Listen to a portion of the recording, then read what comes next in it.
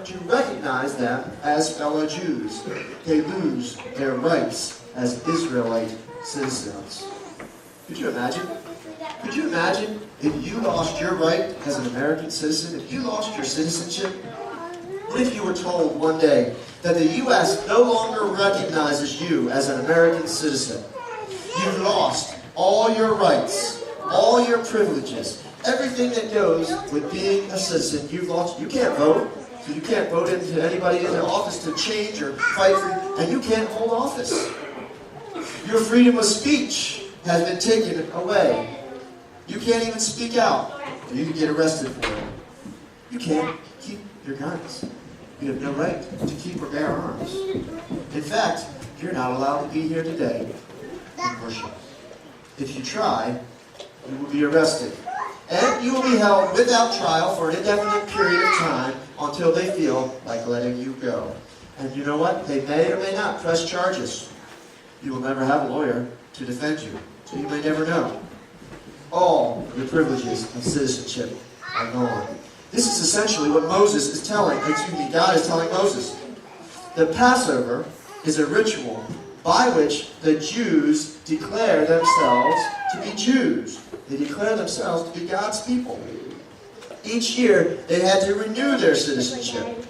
They were to do this by eating this special meal, and anyone who failed had their citizenship revoked.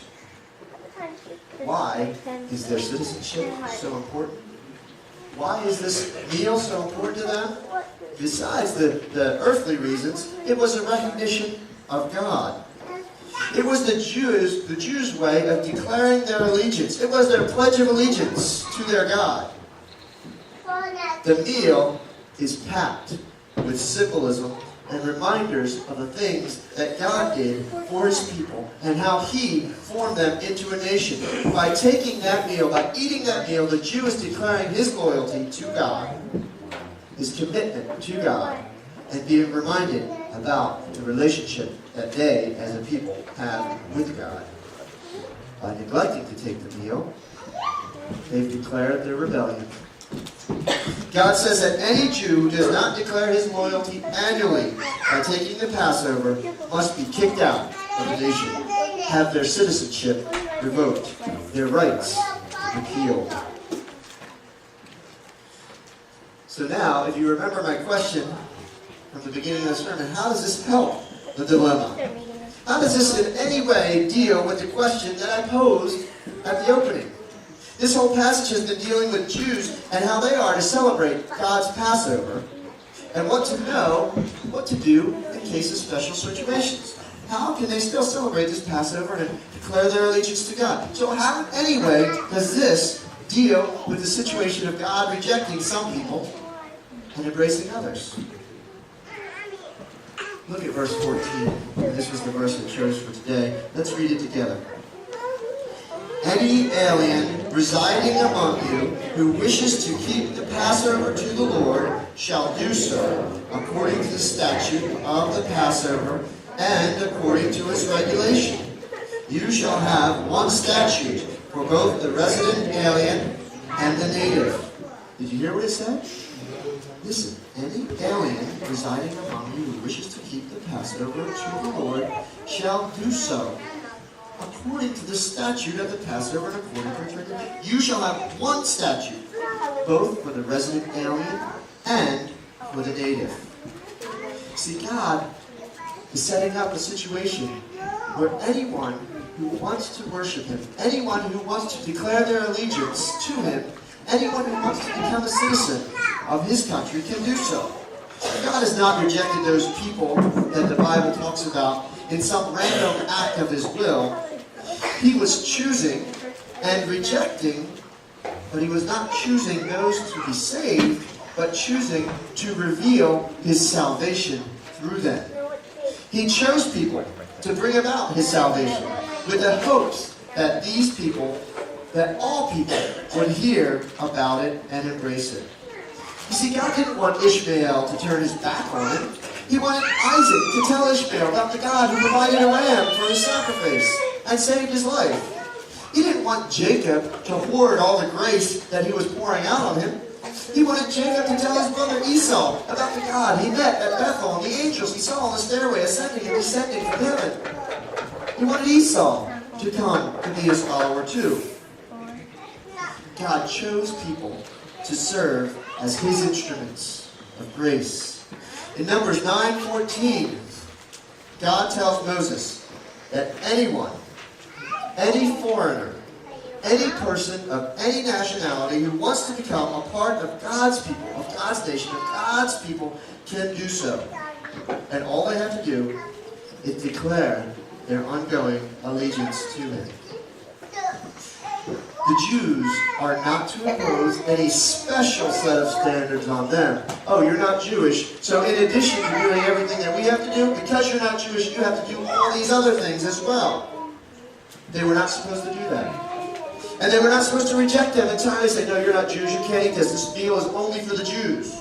God says that any person who will willingly submit to the rules and regulations of this meal, anyone who will abide by his commandments, by his statutes, anyone who will live according to his will, can become a citizen in his eternal country. This is good news for us. Because you see, we're foreigners. We're not Jews. We often forget when we're reading the Bible, but we are not the guys that God chose. We are the ones that are the rejects. We're the ones that Moses is talking about here. And Moses is saying that if you and I are willing to abide by God's statutes, his commandments, his will, if we follow him, we become those foreign residents for whom God makes special provision. We're allowed to become members of God's country, eternal citizens. Now listen to this. With all the rights and all the privileges of that eternal country.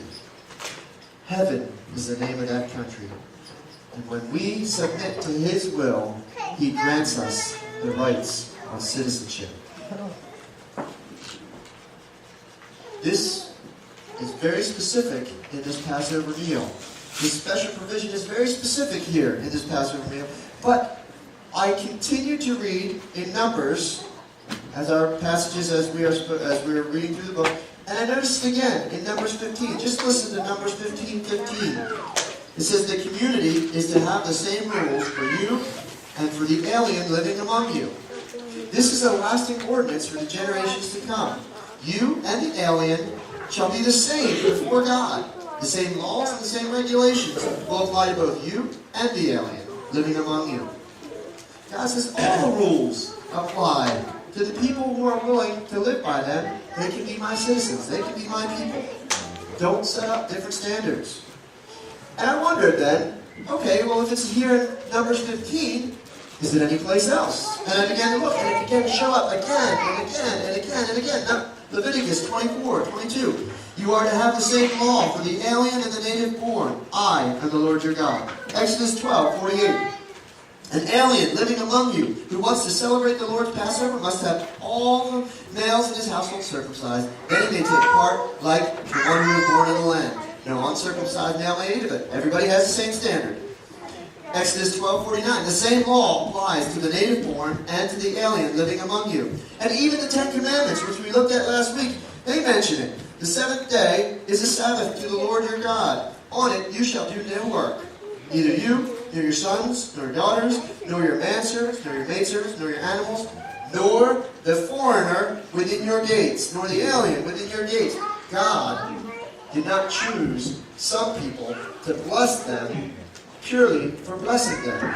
He chose them so that they could bless others by revealing this truth about God and helping them to see God. When God chose Abraham from all the people in his family, from all the people on the earth, in Genesis 12, he told Abraham this, I will make you into a great nation, and I will bless you, and I will make your name great, so that you will be a blessing. God makes Abraham a blessing in order to bless others. God chose Abraham so that he could bless others. He didn't choose other people to bless others. He chose Abraham. He rejected choosing others to bless us. He chose Abraham. God chose these people to bring about blessings for all people. You know, today, there are people who are suffering in hell. And they'll be there forever. This is a very sad truth. This is a painful truth. But it is the truth. It is the truth. But you can be sure that those people are there because they rejected God. They refused to pledge their allegiance. And so they suffer God's judgment and His wrath because of it. But if you pledge your allegiance to God through your living as God wills, as the Bible commands, if you declare your faith in Jesus Christ as your Lord and Savior, if you strive to walk in His steps as the Holy Spirit empowers you, God has chosen you. And like Abraham, He has blessed you. But He's blessed you for a purpose. You are blessed so that you can bless others. You are chosen so that you can bring others, and they might be chosen as well. Through your obedience, through your adherence to God's lifestyle, through your right living, God has given you a purpose. By declaring your allegiance to God, He has given you a purpose in life. And that purpose is to help others be drawn to Him, so that they too can be chosen by Him, so that they too can be blessed to be a blessing. So today, we need to remember and never forget that God blesses us and chooses us for a purpose, so that we can bless others in His name. Amen. Father, you have truly blessed us indeed. You have blessed us in many ways, and the greatest of these is eternal blessing. You have guaranteed us a place in your home with you forevermore. But God, help us to not cling to that blessing and hide it under a bushel. Help us not to keep it all to ourselves. Help us to let our light shine. Help the blessing that you pour on us spread out from us to everyone around us, so that we can be a blessing to them, that they might be drawn to you. Father, thank you for choosing us. We pray in Jesus' name.